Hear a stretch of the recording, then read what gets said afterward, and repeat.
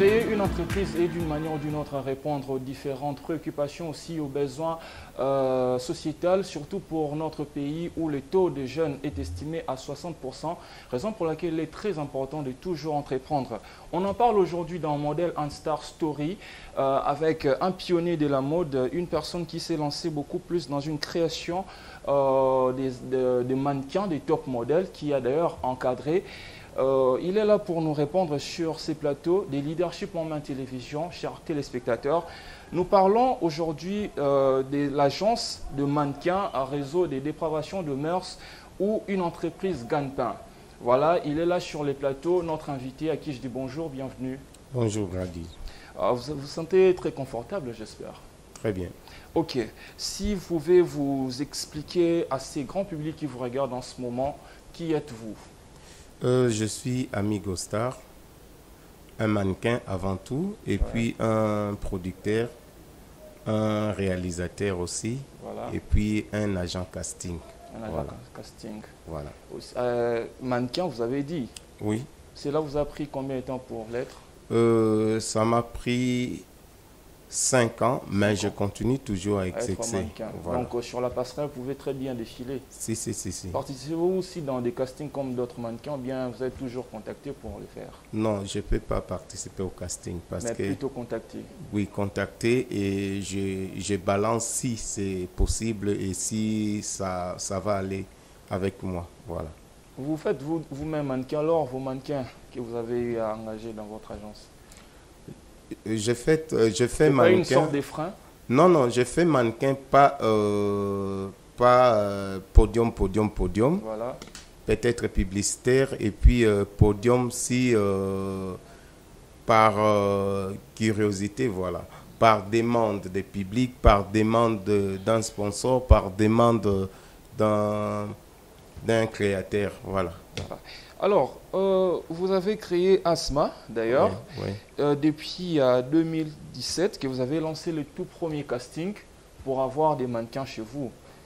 Non, avant 2007 de créer Asma, j'avais déjà un groupe de mannequins et un groupe de personnes que je faisais passer au casting publicitaire, au casting des films et des clips vidéo. Mais en 2007, je me suis dit, donc je dois faire une agence des mannequins, des protocoles, des acteurs, des hôtesses, tout ça.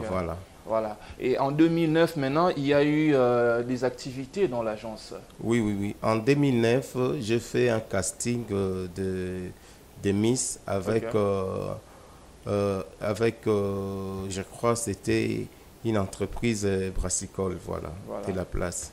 Et depuis là, ça évolue très bien, qu'il y a 17 ans. Oui, ça évolue très bien. Très bien. Oui. Combien y a-t-il dans votre agence? Pour le moment? Oui, pour le moment.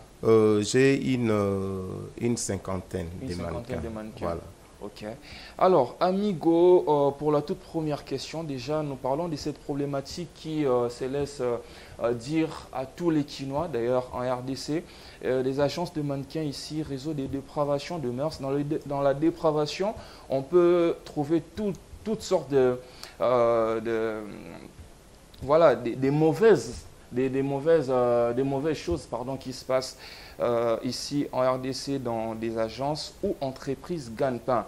Cela nous laisse quand même autant de questions que nous nous posons, surtout nous qui vous regardons à tout moment dans les télévisions. La toute première question, avant vraiment d'aborder quelques questions qui reflètent d'ailleurs notre thème, pourquoi vouloir entreprendre dans les mannequinats? Qui, moi ou toi, les autres? Vous d'ailleurs. Non, vous parce étiez que mannequin et puis vous êtes devenu un chef. Oui, parce que je voyais déjà comment ça se passait. C'était mon choix pour faire une agence de mannequins. Voilà. Pour aussi faire valoir les autres. Voilà. Parce que moi déjà, on m'avait sélectionné dans la rue. Donc, en passant, comme je voulais bien s'habiller, on m'avait sélectionné par Papa Griffe. À l'époque. Un sapeur? Non, il avait une agence de mannequins d'abord, avant de devenir sapeur. Il avait une agence de mannequins, il m'avait sélectionné. C'était juste en cours de route comme ça, il dit Oui, voilà, venez, je vais vous... Ma façon de s'habiller déjà. C'était différent. Oui, c'est ça. Ok. Alors, pour vous, la mode en RDC représente quoi pour vous? S'il faut le dire. Ça représente beaucoup, ça dépend de la personne à une autre, comment il prend la mode, voilà. Comment il la considère? Oui, c'est ça.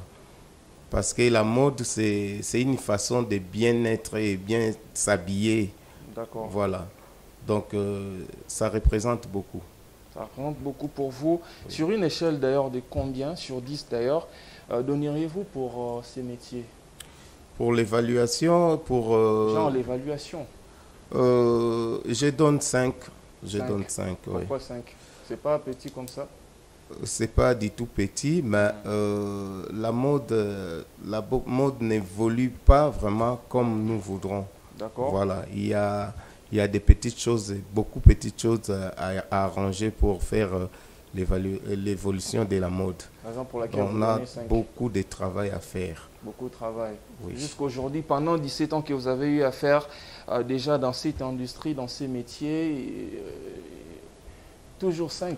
Déjà, la mode n'est pas... 17 ans, c'est quand même beaucoup. Hein? Oui, déjà, la mode n'est pas vraiment considérée comme étant... un vrai métier. Un vrai métier et puis un gagne-pain. Ouais. Donc, déjà, là, il faut avoir des stylistes pour poser la question. Déjà, les gens ne s'habillent pas dans notre coutume, voilà. Okay. Voilà. Déjà, les stylistes souffrent, les créateurs de la mode souffrent. Donc, c'est pas vraiment soutenu, quoi. C'est pas soutenu, donc la mode... Il y a une sorte de dévalorisation oui, c'est ça. De la mode pour nous-mêmes, en fait. Oui, pour nous-mêmes et pour nos encadreurs aussi. Nos encadreurs. Alors, comment d'ailleurs, vous qui donnez 5 pour cette évaluation, vivent alors ces agences de mannequins? Ça dépend d'une agence à l'autre. Moi, mon agence vit parce qu'il y a beaucoup de projets. On réalise beaucoup de projets. Beaucoup de projets avec qui, oui. Par exemple? Avec beaucoup de partenaires, bien sûr. Vous parce que Asma ne fait pas que répéter les mannequins, ne fait pas que faire défiler les mannequins. Il donne aussi du boulot à ces mannequins. Des hôtesses, participer aux publicités, participer aux conférences, participer aux événements, voilà. Ok. Ouais. Donc c'est par là que c'est d'ailleurs dans ça que vous vivez. Et ça marche très bien déjà. Oui, chez moi, ça marche à 80%. À 80%. Oui. Donc chez vous, en tout cas, il y a de quoi se dire, oui, voilà, nous gagnons quand même notre part dans ces métiers. On n'a pas à se plaindre. Oui, parce que avoir une agence de mannequins, c'est pas qu'il faut, il faut s'attendre que non, il y a un défilé, il faut aussi vous-même, vous commencer à créer des idées, créer des événements, créer des partenariats, voilà. Okay. Donc chez vous, un mannequin ne reste pas seulement un mannequin. Non. Donc il y a toute autre activité qu'il peut assurer. Oui. Alors, comme chez vous, ou soit ailleurs, il y a quand même ces soucis. Lorsqu'il y a des propos diffamatoires à l'endroit des agences, surtout c'est vous qui souffrez autant parce que vous êtes des modèles, des créateurs. Oui. Comment réagissez-vous face à tout ça? À des propos diffamatoires qui vous démystifient, en fait? Il y a soit vous restez pour travailler, okay. Pour ne pas suivre les ondits. Vous restez au travail, c'est tout. Vous restez au travail. Oui. Il n'y a pas quelque part où vous dites, voilà, non, en tout cas, ça fait totalement mal, je dois quand même faire quelque chose. Vous allez faire quoi? Il n'y a rien à faire. Laissez comme on dit, laisse les gens parler. Laisse les gens parler. Dans ce que vous faites. Oui. Faites une différence, c'est tout. Une différence comment ça? On vous dit que non, vous faites vendre les gens, par exemple, mais vous donnez le travail aux gens. Le travail aux gens. Vous payez les prestations des gens. Voilà. Ok. Alors, dans cette optique-là, existe-t-il, pas seulement chez vous, mais tout ailleurs, ces genres de propositions indécentes venant de part et d'autre en échange d'argent? Parce que quand même, nous sommes dans un monde où, comme je l'ai dit d'ailleurs, un réseau de dépravation ou entreprise de gagne-pain, ça se laisse un peu dire partout. Donc si vous êtes là, c'est aussi répondre d'une manière ou d'une autre à ces gens-là, de pouvoir croire en vous, vous qui donnez d'ailleurs le travail, soit les boulots normalement, qu'est-ce qui se laisse dire? Il y a quand même ces genres de propositions qui vous arrivent de part et d'autre. Ben oui, les propositions, oui, mais vous voyez, votre vision, c'est quoi? Votre vision de l'agence, c'est quoi? Et vous voulez quoi avec, vous voulez en faire quoi avec vos acteurs de la mode, voilà. Donc, les propositions peuvent arriver, mais vous n'êtes pas là. Vous n'êtes pas là. Non. Mais quand même, il y a déjà eu des soupçons que tel autre l'a fait, dont vous êtes même conscient. Laisse parler les gens. Laisse parler les gens comment? Laisse parler les gens comment? Oui, parce que moi, je ne sais pas, moi, j'ai fait vendre les services. Je fais vendre les services et non vendre... Il y a d'ailleurs combien là-bas?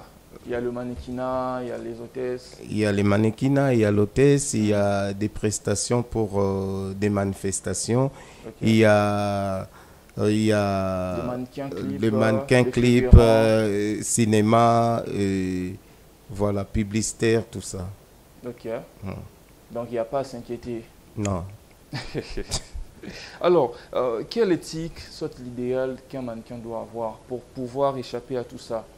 Soit son apparence, comment doit-il se présenter? Il doit d'abord être bien éduqué dès sa maison. D'accord. Dès sa maison. Il y en a ceux qui sont bien éduqués à la maison, mais on va apprendre que c'est l'agence qui l'a fait comme ça. Non, non, ça dépend de l'éducation. Moi, je suis bien éduqué. Par exemple, je viens ici, vous me dites faites ça. Je ne peux pas le faire parce que je ne suis pas éduqué à faire. Ma fille n'avait pas de teinture quand elle a adhéré à l'agence. Elle a aujourd'hui des teintures. Ça vous dit quand même quelque chose, non? Non, c'est personnel. L'agence ne demande pas aux filles ou aux garçons allez vous faire ça pour devenir grande ou grand. Non, non. Devenir grand demain ou lendemain, c'est en soi, quoi. C'est en soi. Moi, on m'a appris comment marcher comme mannequin, comment prester dans des événements, c'est tout. Et devenir aujourd'hui Amigo Star, c'est moi. C'est toi. Oui. Donc, cet idéal-là, comment doit-il se passer? Un éthique, le respect, à part ça, et encore quoi? Les styles, c'est d'abord... Hein, l'éthique. Non, je reviens un peu derrière, en arrière, oui. Les styles, ce que vous avez dit, mettre des teintures, tout ça. Les styles, c'est la personne qui se décide dans ça. Il voit sa vision, voilà. Donc, dans une agence, on ne peut pas dire à une personne, fais ceci, fais cela. Mais quand ça vous arrive de fois de voir que quelqu'un était venu d'une manière ou d'une autre, et il arrive là, il devient autre personne, genre son style, tout change, il y a quand même quelque part où vous dites que c'est vraiment un changement assez littéral qu'il devait quand même reprendre. Oui, il y a des complexés. Partout, il y a des complexés. Vous conseillez à ces gens ou bien vous, soit vous encouragez? Non, non, on n'encourage pas. On conseille toujours que non. Il faut revenir. Il faut revenir. Il faut voir ton éducation de la maison, c'était quoi et ta vision est quoi. Voilà. Il ne faut pas... les styles, oui, c'est pour distinguer cette personne à telle personne. Voilà. Les styles, on peut les prendre pour votre végétariat. Donc, oui, c'est pas dit que prendre un style, c'est devenir une star ou devenir comme les gens peuvent dire sur vous. Moi, je ne mets pas de boucles d'oreilles. Je suis une star de la mode congolaise et de la publicité. Okay. Je ne peux pas les mettre. je tresse mes cheveux, c'est mon style. Voilà. Donc, tout en gardant votre, oui. vos différentes éthiques. Oui, c'est ça. Et l'idéal pour bien vivre dans la société, être respecté. Oui. Alors, quel conseil donneriez-vous à ces gens-là qui souvent se perdent dans les milieux de la mode, dont d'ailleurs vous pouvez connaître? C'est ce que je dis souvent, il faut être toi. Donc, il faut être toi. Savoir qu'est-ce que tu veux devenir un jour. Il ne faut pas suivre, hein. Il ne faut pas suivre, hein. Il ne faut pas être complexé surtout. Il ne faut pas être complexé. Voilà. Ok. Alors, donc vous étiez en train d'ailleurs là de suivre notre émission qui a eu comme pour thème Agence de mannequins, réseau des dépravations ou des dépravations de mœurs ou entreprise de gagne-pain. C'était là Amigo Asmaster qui a quand même eu à répondre à nos différentes questions liées à ces thèmes, d'ailleurs qui vous parlent beaucoup dans la société ici en République démocratique du Congo. Chers téléspectateurs, vous l'avez très bien compris, donc face aux propos diffamatoires, il faudrait quand même avoir une façon d'être pour ne pas trop s'édonner dans des ondits, comme l'a dit notre cher invité ici présent, à qui je dis d'ailleurs merci d'avoir fait partie de cette émission. Merci. Ok. Merci également à nos téléspectateurs, à nos différents internautes qui nous suivent de part et d'autre. J'étais vraiment là, très présent pour vous donner toujours le meilleur de ce qu'on peut donner. Et jusqu'ici, continuez à nous suivre sur Leadership Moment Télévision. Allez sur Instagram, nous sommes là, sur YouTube ainsi que sur Facebook. Tapez Leadership Moment Télévision, vous nous verrez et toutes nos émissions, voilà, qui concernent d'ailleurs autant des émissions qui nous concernent. Merci à toutes et à tous. On vous dit au revoir et à la prochaine. Bye.